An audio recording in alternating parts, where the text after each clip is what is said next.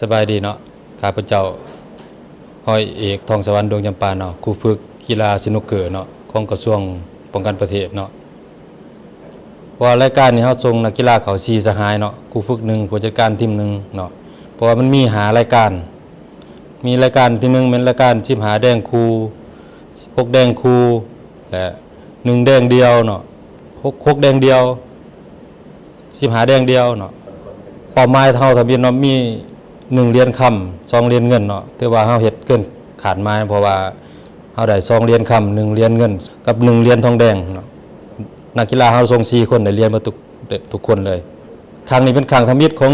กระทรวงป้องกันประเทศเนาะส่งเขาเกมกีฬาแห่งชาติเนาะเพราะว่า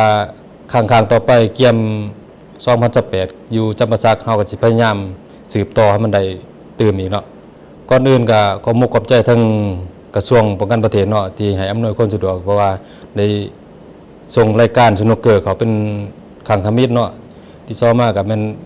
ทางกรมใหญ่เสนาเนาะทางขันเทิงได้ใกล้ชิดติดแพทย์เนาะของนักกีฬาเฮาเนาะเป็นครั้งทำอิฐก็นึกขอบใจทั้งกองเชียร์เนาะที่ว่ามาสมมาเชียร์เนาะจนจุดกกจุดปลายเนาะตัวนี้เนาะขอขอบใจเท่านั้นแหละเป็นครั้ง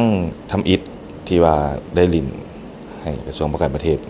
ความคาดหวังทำอิฐแมน1เหรียญคำเข้าร่วม3รายการ แต่ว่าญาติมาได้2เหรียญคำ6แดงเดียว6แดงคูกับ15แดงคูถือว่าบรรลุเป้าหมายเนาะเพราะว่าพวกเรานี่ตั้งความหวังไว้แต่1เหรียญคำกับ1เหรียญเงินหลังจากจบการแข่งขันกีฬาแห่งชาติเนาะแล้วพวกเราก็จะสืบต่อกับเกี่ยมซ้อมเพื่อเข้าร่วมในกีฬาแห่งชาติครั้งต่อไปที่จำปาสักเกมเนาะครั้งที่ท้ายนี้ก็ขอขอบใจทั้งสปอนเซอร์เนาะทั้งภาครัฐและก็ภาคเอกชนโดยเฉพาะแม่นกระทรวงเนาะกระทรวงป้องกันประเทศเฮากรมใหญ่เสนาแล้วก็กรมอบรมที่ว่าสนับสนุน